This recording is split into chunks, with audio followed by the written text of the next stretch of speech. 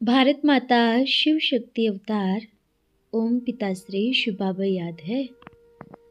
शिव बाबा की वाणी है। आज है 21/6/2026 प्रातः क्लास। रिवाइज डेट है 27/8/2023।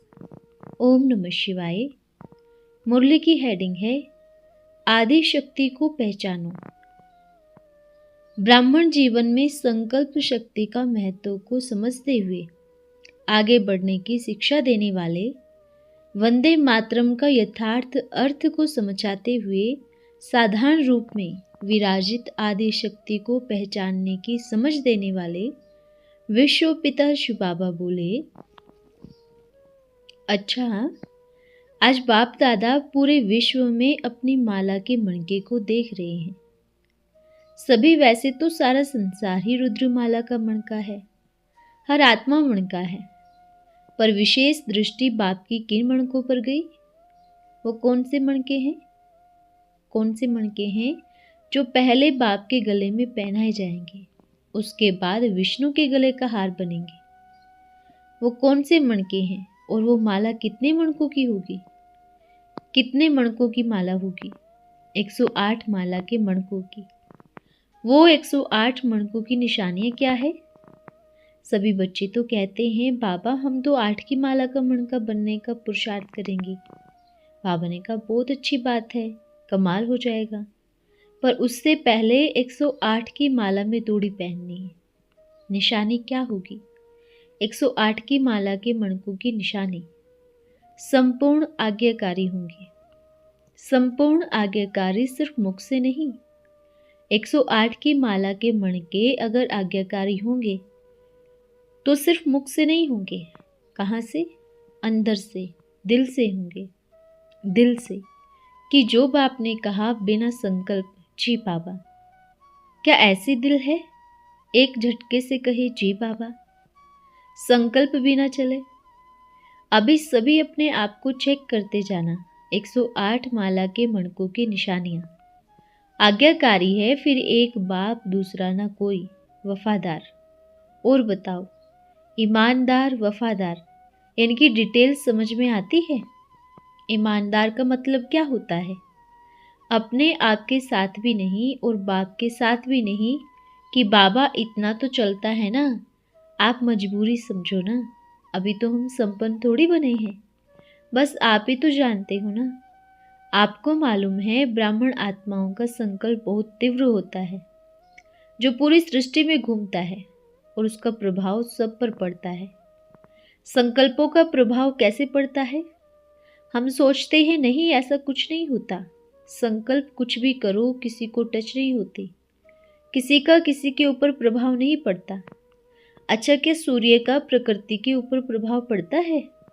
जब सुबह का सूर्य उदय होता है और एक एक फूल पर गिरता है तो फूल खिल उठते हैं, पूरी प्रकृति खिल उठती है। क्या सूर्य की किरणों का प्रभाव इस धरती पर पड़ता है? पड़ता है या नहीं? सभी एक हाथ की ताली दिखाओ। सूर्य का प्रभाव धरती पर पड़ता है? पड़ता है ना? प्रकृति पर पड़ता है? इस शरीर पर पड़ता है? चांद का प्रभाव पड़ता है? पड़ता है? हवा का प्रभाव पड़ता है? अगर कहें सूर्य का प्रभाव कैसे पड़ता है, सूर्य तो बहुत दूर है। कितना दूर है? चंद्रमा कितना दूर है? दूर है, तो आपके ऊपर प्रभाव कैसे पड़ता है? अब अपने संकल्पों का खेल देखिए। अगर चलो ये धरती का सूर्य अगर 12 रोज या 15 रोज ना उगे, ना निकले, तो क्या होगा? क्या स्थिति होगी? कितना बुरा प्रभाव पड़ेगा? जब शरीर छोटा था आपका, पैदा हुए, कितना प्रभाव पड़ा? आप सिर्फ भोजन ग्रहण करने से बड़े नहीं हुए, सिर्फ दूध पीने से बड़े नहीं हुए। आपके ऊपर सूर्य की किरणें गिरी, पानी की बूंद गिरी, धरती पर खड़े हुए, आकाश की छत्र छाया मिली, हवा लगी और सूर्य की किरणों से गर्मी मिली। इन सब तत्वों को मिलाकर इन सब का प्रभाव आपकी देह पर पड़ा और तब आप बड़े हुए, वे शरीर बड़ा हुआ। अब आपके संकल्पों की बात। अगर आप ये सोचते हैं कि हमारा संकल्प सृष्टि को हानि या लाभ नहीं पहुंचाता, तो ये बहुत बड़ी गलतफहमी है। समस्त संसार की आत्माएं अगर बुरा सोचेंगे, गलत सोचेंगे, ईर्ष्या का, क्रोध का, भय का संकल्प उत्पन्न करेंगे, तो इसका असर पूरी सृष्टि पर पड़ता है, सारे संसार पर पड़ता है। और अगर आपने अच्छा सोचा, सबके प्रति शुभ भावना के संकल्प उत्पन्न किए, सबके प्रति शुभ भावना रखी, सृष्टि परिवर्तन का संकल्प उठा और बाप के मददगार बनने के लिए तन मन धन से समर्पण हुए, तो इसका प्रभाव भी पूरी सृष्टि की समस्त आत्माओं पर और प्रकृति पर पड़ता है।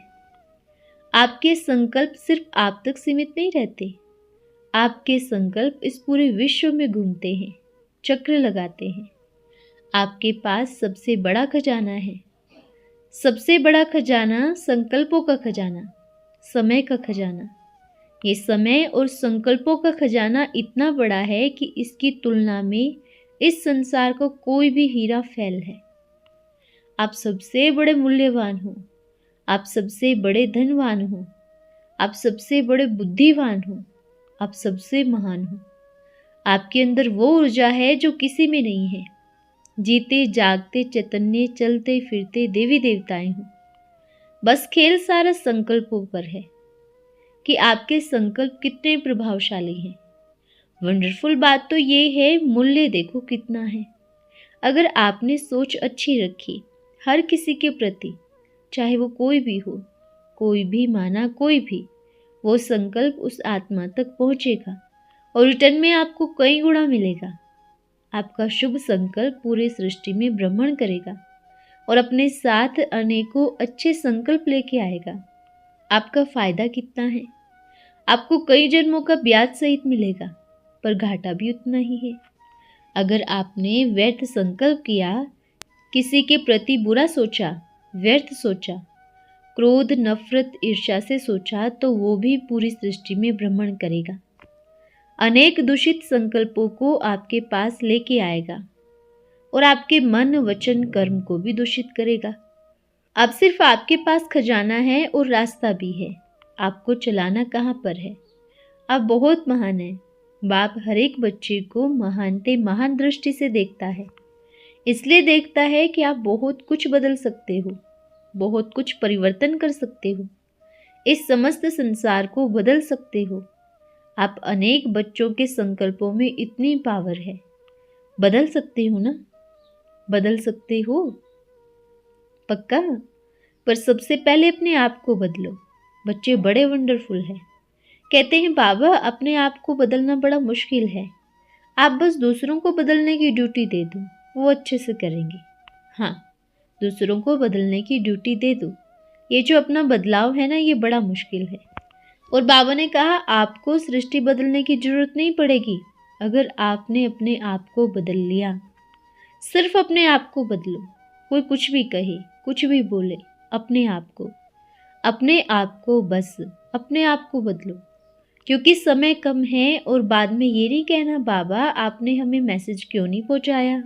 ठीक है? अच्छा, भारत के कितने राज्यों में बाबा मिलन हो चुका है और कितने राज्य अभी शेष हैं, उसकी लिस्ट निकालकर बाप को देना। और जिन राज्यों में मिलन नहीं हुआ है, अब उन राज्यों में मिलन होगा। चाहे वहाँ का कोई भी बच्चा बाप से मिला है या नहीं मिला है, पर आप सभी बच्चों को मिलकर एक राज्य में जाकर सेवा करनी है और बाप मिलन कराना है। बस अभी ये संकल्प रखना है कि कोई भी राज्य वाले बाप को उलाना ना दे कि बाबा आप हमारे राज्य में तो आए ही नहीं। अब ये संकल्प लेना है। हाँ, इसमें आप सबके सहयोगी बहुत मिलेंगे। कहाँ कहाँ कई बार हो चुका है, अब वहाँ करें जहाँ अभी तक नहीं हुआ है। पेपर तो आएगा, पर प्यार में हर पेपर क्या बनता है? तोहफा बनता है। ठीक है?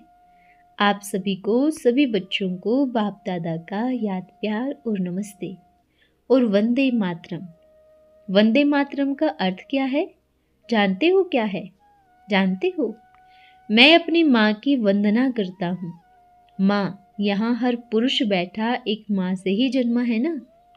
और आपके बच्चे भी कहाँ से आए? एक माँ से ही ना। आपकी पैदाइश भी कहाँ से हुई? माँ से।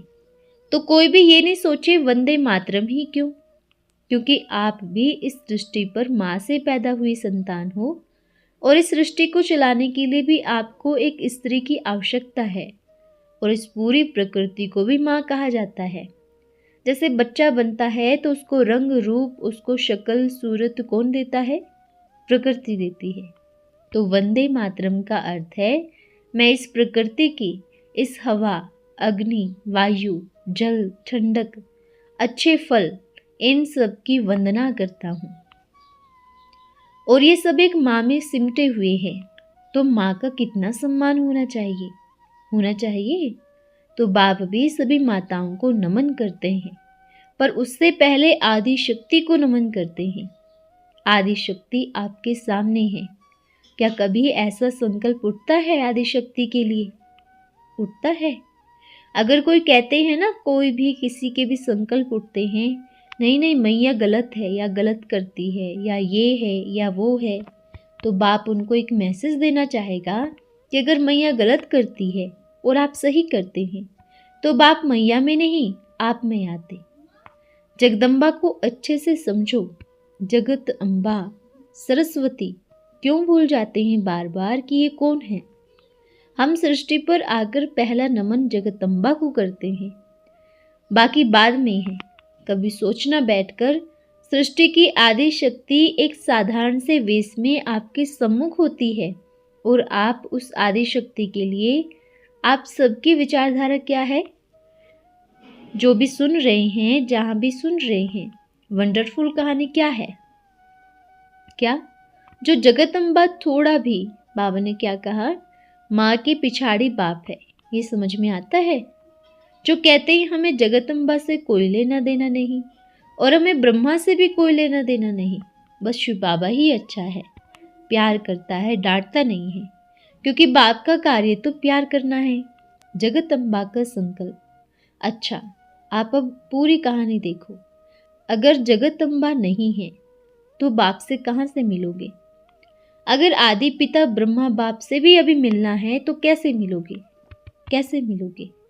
आपके पास सब कुछ है पर शरीर नहीं है, तो क्या फायदा?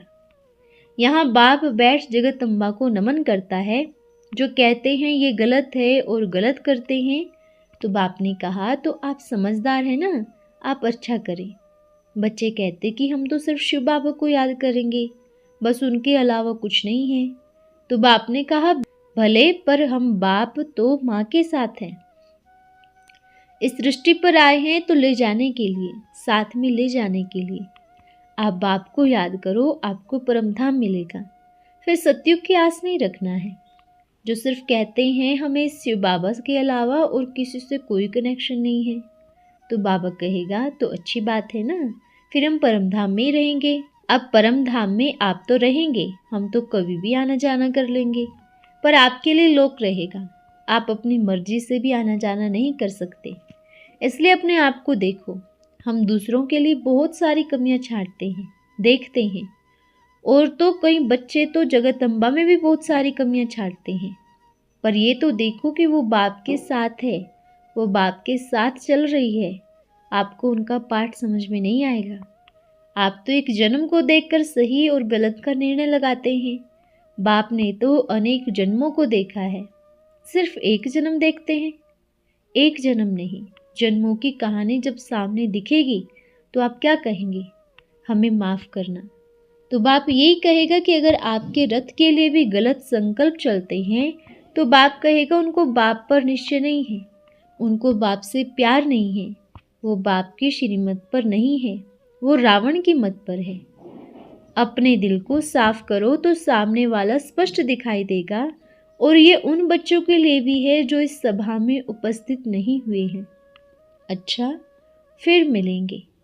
सभी को जगदम्बा ब्रह्मा बाप और परमधाम निवासी बाप का पदम पदम गुणा याद प्यार और नमस्ते नमस्ते, सच्चे दिल से नमस्ते। हम रूहानी बच्चों के रूहानी माता पिता बाप दादा को याद प्यार, शुभ प्रभात और नमस्ते बाबा नमस्ते। धन्यवाद बाबा, धन्यवाद। अपने आप को परिवर्तन। बस ठीक है, फिर मिलेंगे। अभी आप अपने कन्हैया के साथ मिलन मनाओ। फिर मिलेंगे। आज का वरदान है जीवन मुक्त भव। भविष्य में जीवन मुक्त तो होंगे ही, परंतु बाप दादा बच्चों को अभी जीवन मुक्त देखना चाहते हैं। तो क्या सभी बच्चे स्वयं को जीवन मुक्त अनुभव करते हो? इस संगम युगी ब्राह्मण जीवन में रहते हुए वायुमंडल, वाइब्रेशन, तमोगुणी वृत्तियां, माया के वार, इन सब से मुक्त, इसको कहा जाता है जीवन मुक्त। बेहद में रहने वाले बनो तो बंधन मुक्त बन जाएंगे। बेहद की स्थिति में रहने वाले ही बंधन मुक्त, जीवन मुक्त अनुभव करेंगे। अच्छा, ओम नमः शिवाय।